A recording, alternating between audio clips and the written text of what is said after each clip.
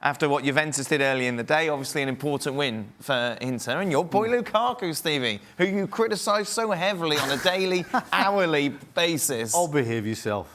No, listen, he come up trumps. Obviously, the two changes late were the huge difference other than his goals. Because up until particularly Eriksen going off, who did absolutely nothing, this looked like a stalemate all day long. Neither side looked as though they were capable of creating anything particularly.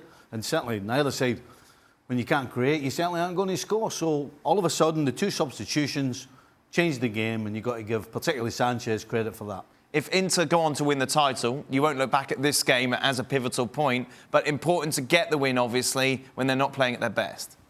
Important when you look at how frustrating the first half was and how much it looked like a team that was struggling not only to create opportunities, but really to get into a dynamic form of playing in which you didn't see really the ball moving all that quickly in the first half. You didn't see creation of opportunities. You didn't see people with time and space. Eriksen, who's supposed to find the passes, not quite there yet. And so Brozovic comes in, gives the team a little stability through the midfield. Alexis Sanchez, a little bit of change of pace on the left-hand side.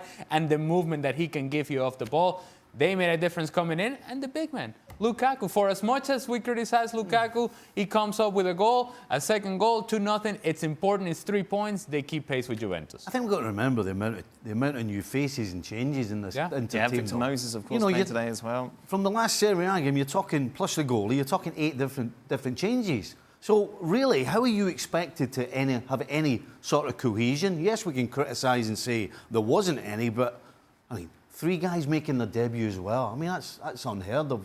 So no surprise they struggled, but they won the game. Gab Marcotti, as promised, with us as well. Gab, job done.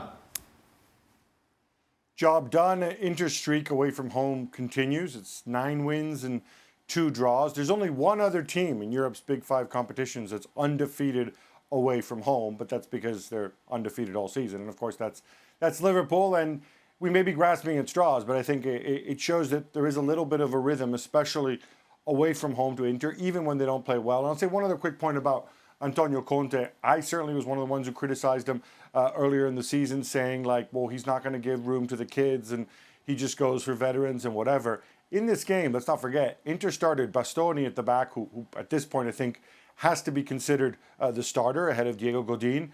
And with Lautaro out, he went with the kid Esposito up front, who didn't have the best of games, but the kid's still 18 years old. And it shows that I think players are starting to understand that Conte will give them a shot if they merit it. And I think that's an important message to the players as well. Thanks so much for watching ESPN on YouTube. And for more sports highlights and analysis, be sure to download the ESPN app. And for premium content and live streaming, subscribe to ESPN+.